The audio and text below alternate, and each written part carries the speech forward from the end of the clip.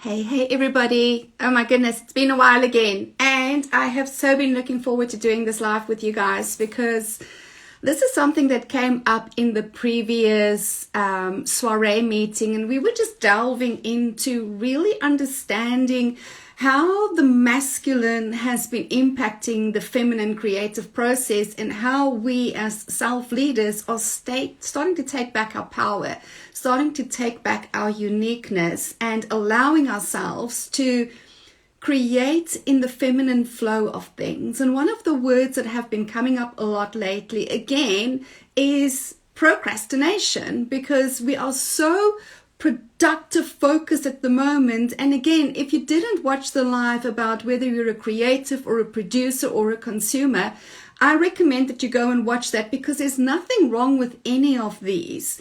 But it's about identifying that if you are a creative, you simply can no longer play by the rules of a producer, because we're starting to see a lack of originality in society. The creative muscle within society is starting to dim out. And the only way for us to start enhancing creativity, originality again, is for us to understand that if we are a creator, life works slightly different for us than what it does for a producer. Now, when it comes to producing, it's all about just taking the action. There's normally a pattern, there's a recipe, there's a blueprint to follow, and people are just taking action on these blueprints and creating them more and more. But for a creative, there is no blueprint, there is no recipe that's already been designed. Our superpower comes in that we take nothing and we turn it into something, and that process takes a different time and a different energy from producing. So if you are a creative and you have been fighting yourself because you think that you are procrastinating, or you think that you are becoming lazy, or any of those, I want to offer you this reframe, and this is something really game-changing for a creative. You see, when we start creating something, the very first manifestation, the very first creation that takes place is the idea of the creation. It's the dream, it's the desire. That is part one. The moment that you are starting to feel it, the moment you are starting to see it, darling, you're already in the creative process. Now, here's the thing. For us to really create the original, for us to bring forth that which has not already in existence, takes incubation. It takes a level of self-discipline to allow yourself to marinate in the vision, to become saturated with the desire. What does it look like from the outside world? It kind of looks a little bit like we don't do anything. It kind of looks like we are not taking the action, the massive amount of action to get to the result. Because there's a tipping point that needs to be met for the creative person. And that tipping point looks like I can't not take action anymore. It is the desire pulling the creation through you, the vessel of creativity. But it won't pull it through you until it's complete inside. It's almost like us women having babies. You don't want to birth the baby until the baby is ready to be birthed. Anything that you are creating in your life, anything that you're creating from desire, works this way for us. It has to be complete internally before we bring it out externally.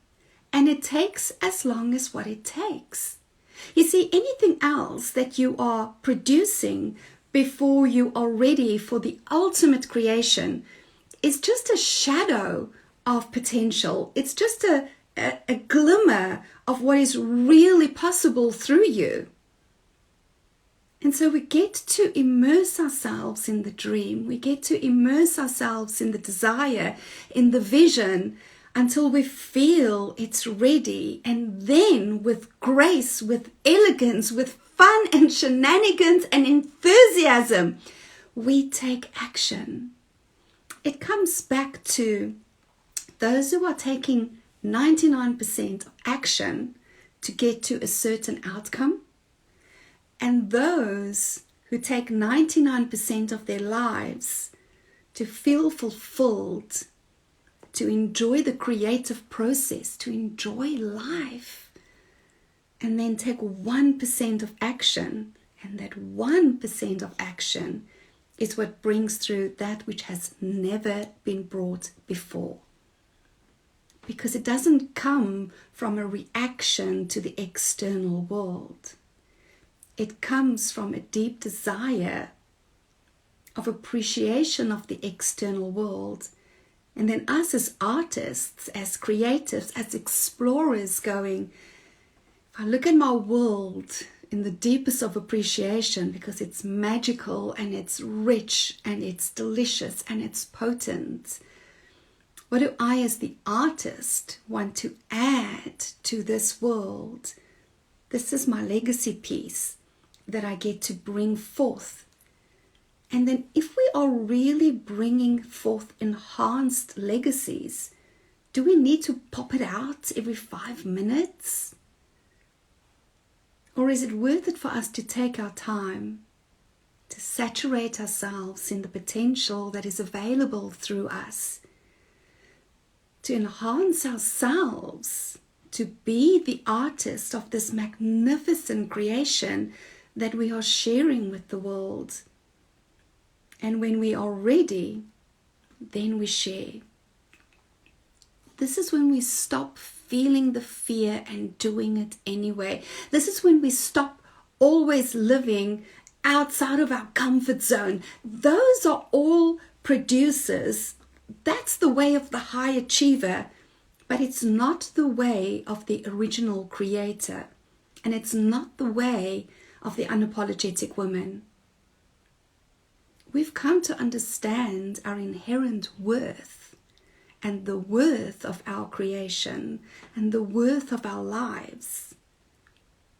So we get to live unrushed. We get to share unrushed. And when we do share, it's with so much pride and so much delight. And we understand that not everybody would want to receive it.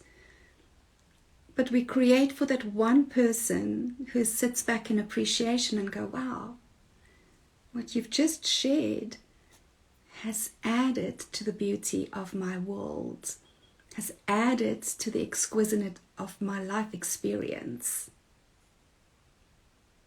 So where are you telling yourself a story that if you are not taking productive action all the time, that you are procrastinating? And then ask yourself, am I a producer or am I a creator? And if I am a creator, am I saturated in the vision? Am I saturated in the desire to the point that it feels complete and I feel as though I am calibrated to the woman who now shares it with the world?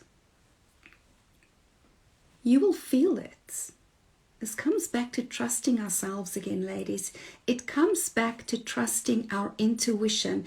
It comes back to working with ourselves instead of against ourselves, which is exactly how we have been conditioned. We've been conditioned to produce.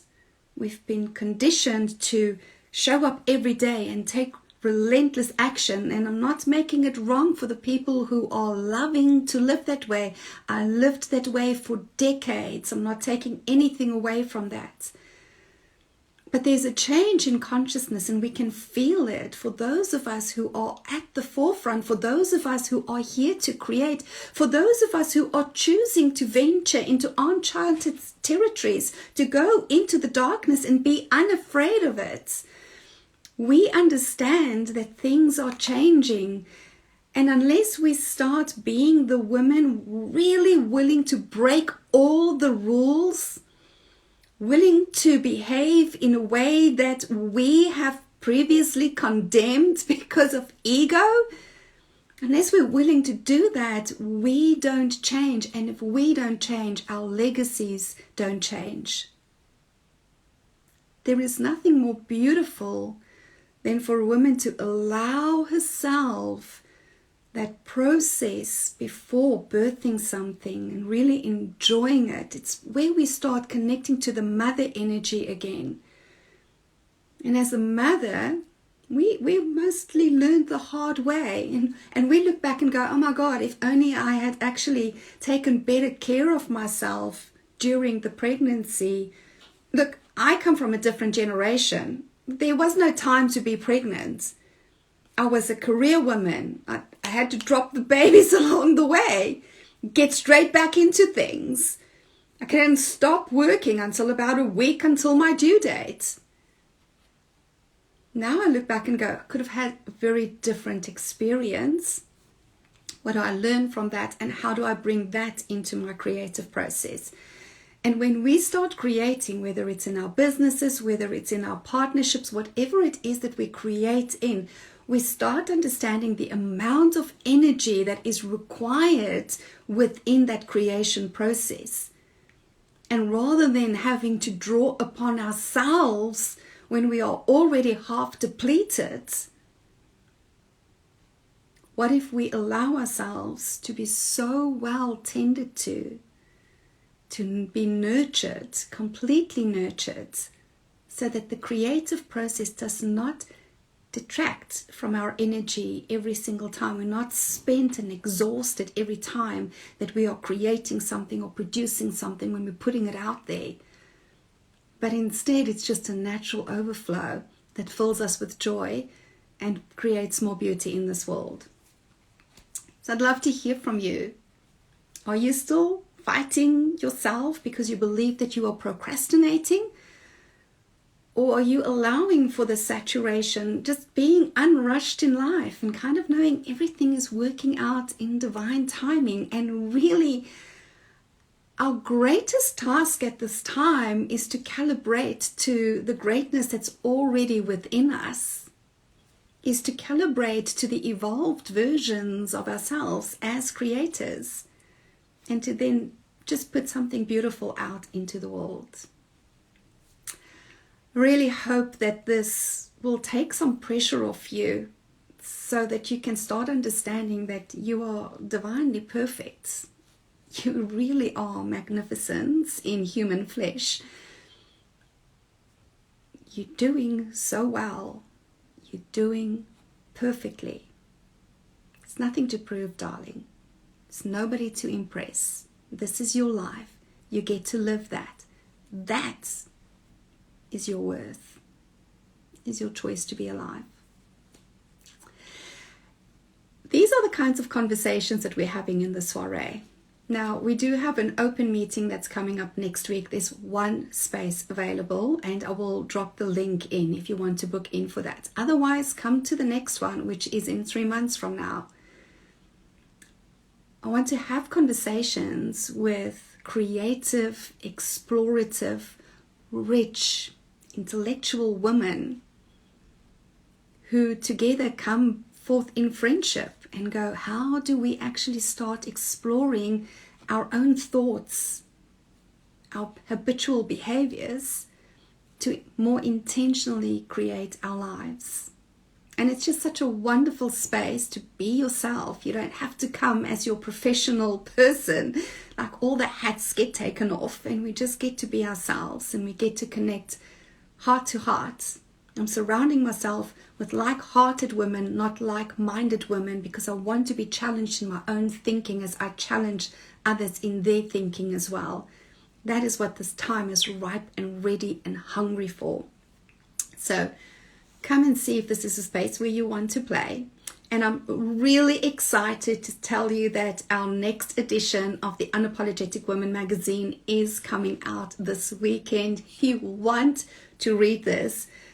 There are sensational articles in there, and it's just such a labor of love. that I am sharing with you. It is really worth the time to read that magazine. So keep an eye out for that. That is coming out this weekend. And of course, if you want to work privately with me, just message me. We'll get onto a call and we'll explore your deepest dreams, desires, and the magnificence that you are ready to calibrate to next in your life. Other than that, my friends, I hope that you are having an amazing day wherever you are in the world. And remember, we get to live our legacies unleashed, unlimited, and unapologetic. Take care. Cheers.